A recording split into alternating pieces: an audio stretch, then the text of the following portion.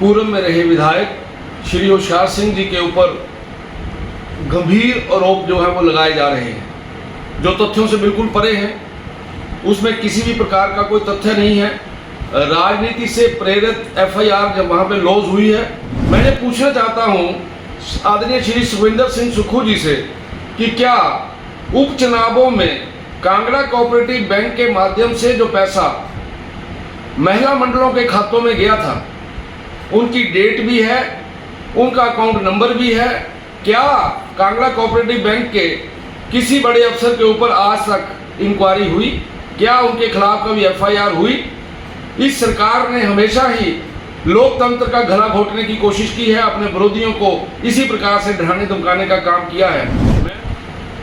नमस्कार साथियों, पिछले कल से समाचार पत्रों के माध्यम से, चैनलों के माध्यम से ये देखने को मिल रहा है कि पूर्व में रहे विधायक श्री होशियार सिंह जी के ऊपर गंभीर आरोप जो है वो लगाए जा रहे हैं, जो तथ्यों से बिल्कुल परे हैं।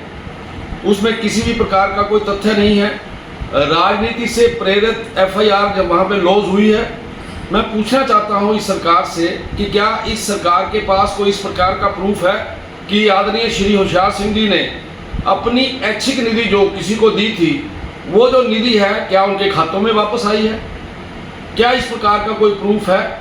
मुझे ऐसा लगता है कि सरकार ने केवल और केवल राजनीतिक प्रतिशोध के चलते हुए इस प्रकार का कारनामा किया है।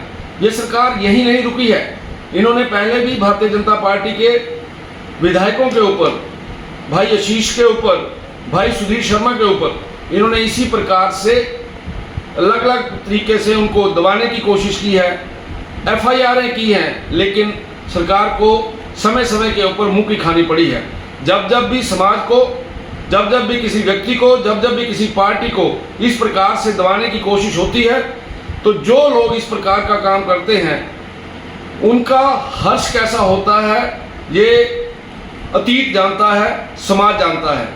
मैं ये पूछना चाहता हूँ आदरणीय श्री सुखविंदर सिंह सुक्खू जी से कि क्या उपचुनावों में कांगड़ा कोऑपरेटिव बैंक के माध्यम से जो पैसा महिला मंडलों के खातों में गया था, उनकी डेट भी है, उनका अकाउंट नंबर भी है। क्या कांगड़ा कोऑपरेटिव बैंक के किसी बड़े अफसर के ऊपर आज तक इंक्वायरी हुई? क्या उनके खिलाफ कभी एफआईआर हुई?